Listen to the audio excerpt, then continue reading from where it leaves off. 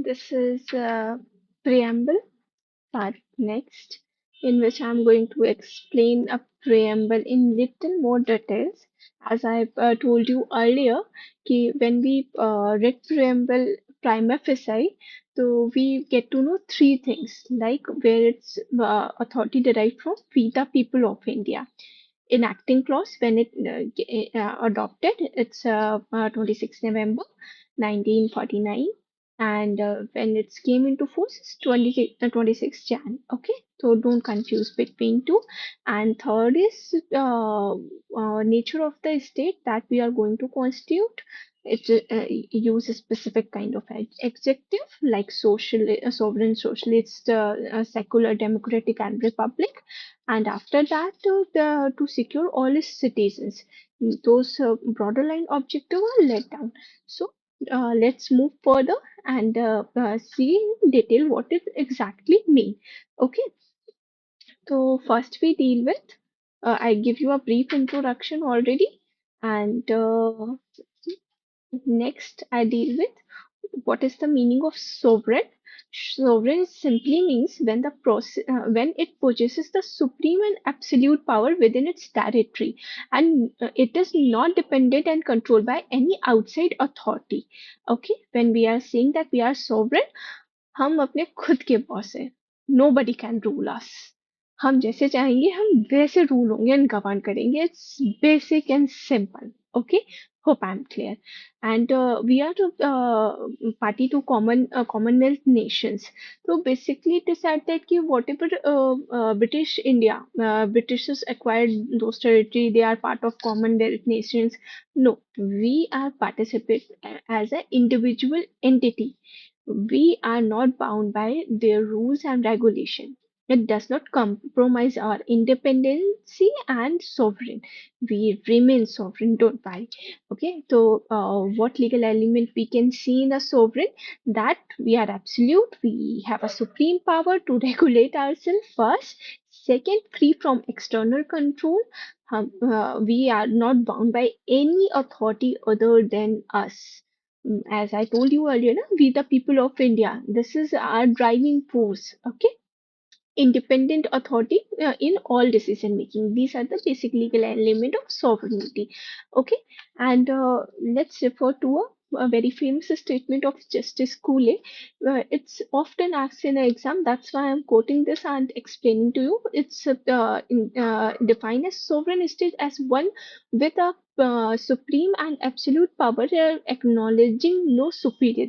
This phrase, acknowledging no superior, is the legal essence of sovereignty.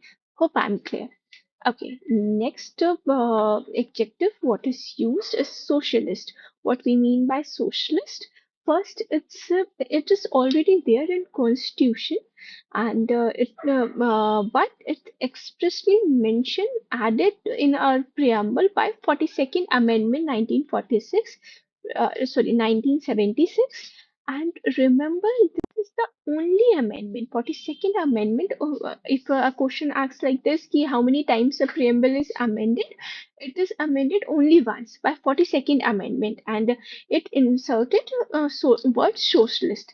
Okay, then what socialist means? Socialist, when we talk about socialist, we talk about democratic socialism, not communistic socialism. Okay, the Indian model aims to achieve the social economic revolution to end the poverty and inequality. It is the unique blend of the Marxism and Gandhism principles with the strong inclusion of Gandhi's principle. What are the Gandhi's principle? That to establish a welfare society where everything accessible to poorest of poorer people. There is no discrimination. Okay, so when we talk about the social, what are the legal elements? That uh, it provide a decent standard of life and security for all citizens without any discrimination. Focus on achieving the economic justice critically, it is the welfare state that prevents exploitation without destroying the individual initiative and freedom. Allowing the mixed economy of public-private is the best example of socialist. That we are a socialist country. We are not like that. Ki everything is controlled by state. We allow a private partnership to certain extent, so the resources utilized for the maximum number of people for their good. Okay, and this there is one case as well, DS Nakara versus Union of India. The Supreme Court interpreted the socialist objective to mean that the basic framework is to provide the security for citizens from cradle to grave. Cradle to grave is a phrase which is used when we take a responsibility, we cover end to end. From birth to death, we are providing a social security and better standard of life and a socialist system from your birth till your death. We are not like that. We are suddenly going to make an amendment and just take away your this right. I'm how it is going to amend it and how your rights can be curtailed. I am dealing in the latter part. Okay. And next word is secular. Secular what does secular mean? Secular is mean that the state don't have its own religion. It's respect all religions. It's recognize all religions, but state is not having any religion. Mm, okay, and this secular word is also added by 42nd Amendment 1976. The principle of secularism was implicit and a foundational feature of Indian Constitution, but by the way of this amendment, it is added, expressly added. Okay, so what are the legal element of secular? That it has no state has no religion, equal treatment and protection of all religion, and when you read Article 25 to 28, it's expressly recognized this, you're right. Okay. They allow you freedom of conscience and freedom to freely profess, practice, and propagate any religion. Okay, and there is one case as well, Saint Xavier College versus the state of Gujarat. Gujarat, जिसमें Supreme Court ने affirmed that although the term is not initially in the preamble, the preamble is clearly intended to establish a secular state, which is reflected in the inclusion of Article 25 to 28. This is what I told you. Okay, democratic state. Democratic state, what does it mean by democratic state? कि democratic system is one where a government derives its authority from the will of the people. It is, in a broader sense, this embraces not only the political democracy but also social and economic democracy. India practices indirect representation, representative democracy. Why? Because India, as you know, it's the largest population in the world now. So it is not possible that each and every person can go parliament and take decision for others. So we work because of the large diversity and population. We work through our representative. That's why we are saying that we are practicing indirect representative form of a democracy. Okay, where we are, you know that okay, every time election happens, we select our leader and they sit in a parliament on our behalf only. Okay, so political democracy is a sovereignty rest with the people based on the universal added franchise. Okay, and social economic democracy, it's linked with the objective of this is justice, liberty, and equality. This aim to create a social free society free from the discrimination and extreme economic disparities. Okay, the state is elected, not hereditary. यहाँ पे democracy it means ना कि who is capable and who's good, who's come on merit. Any person who comes on merit and sits. It's not following a principle of Raja ka beta Raja hi hoga. It's not like that. Okay. Next, our concept is republic. What does it means? A republic is a state in which the head of the state is elected individual, not a hereditary monarch. As I told you, कि राजा का बेटा राजा नहीं होगा. Okay, in India, president is the head of the executive and is elected for a fixed term of years, reinforcing the republican character of the state. Okay, तो Republican character हमने यहाँ पे जो डेमोक्रेसी है वो रिपब्लिक के form में भी रिपब्लिक स्टेट के फॉर्म में भी हम इंश्योर कर रहे हैं. ठीक है. फिर जो हमारे बेसिक ऑब्जेक्टिव्स हैं, जैसे हम प्रोवाइड करेंगे जस्टिस टू ऑल सिटीजन्स. यहाँ पे जस्टिस की ना हमने 3 डिस्टिंक्ट बट इंटरकनेक्टेड फॉर्म्स में डिस्क्राइब किया है. क्या है? Social justice. Social justice what it means कि eradication of the social evils and discriminations. Like in Article 17 we have given the abolition of untouchability. This is the best example of social justice कि हमारी वो society है जहाँ पे कोई भेदभाव नहीं है, कोई ऊंच नीच नहीं है, कोई छुआछूत नहीं है. Okay. Economic justice. economic justice economic justice provided in DPSP, directive principle of state policy, and Jamandari abolition act is a best example of economic justice. Why? Because what we do, we distribute economic resources equally. We abolish the Jamindari system. These are the best example of economic justice. Okay. Political justice, कि everybody has a right to vote, irrespective of your gender, your caste, your level, your class. You have a right of vote. Okay. And this is a political justice we are ensuring. Okay. Liberty. What does it mean? Liberty secure all citizens the essential freedom necessary for the development of individual personality, the liberty of thought, expression, belief, faith, and worship.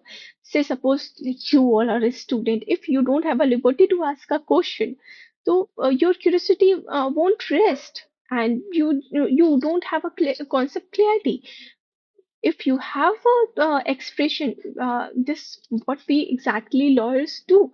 We express, we interpret, and we just give our opinion bluntly and just set a new law, or open a new dimension altogether. Okay.